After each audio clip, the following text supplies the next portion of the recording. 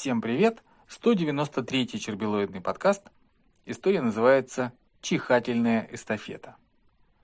Кот Беляшек стоял посреди кухни и, дергая серой с полосками на лбу в виде буквы «М» башкой, увлеченно чихал. «Хах! Пф, пф, ах, ах!» Кошка-чернуха подошла к нему и в диагностических целях лизнула лоб.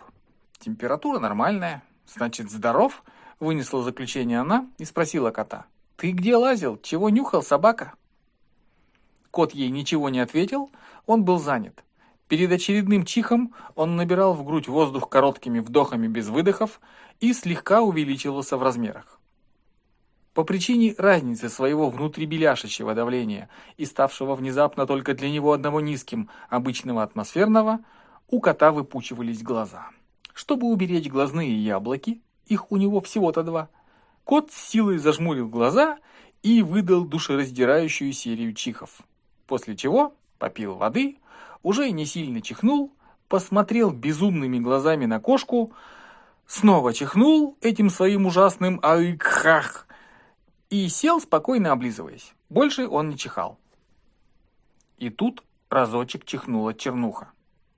Потом прислушалась к себе, глянула на меня и грозно обратилась к белке.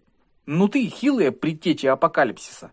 Ты, гад, собираешься тут открыть врата преисподней, что ли? Или провести чихательную эстафету?» Белка, с видимым наслаждением отдыхающая от чиханий, улыбнулся в ответ. Коты немного поржали над ситуацией и вроде бы успокоились. Я на это все посмотрел, нарочито громко и ненатурально в шутку чихнул и взглянул на белку. Беляшек просек фишку, тоже искусственно чихнул и уставился на чернуху.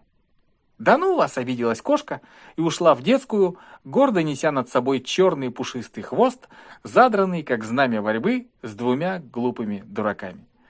Конец. Спасибо.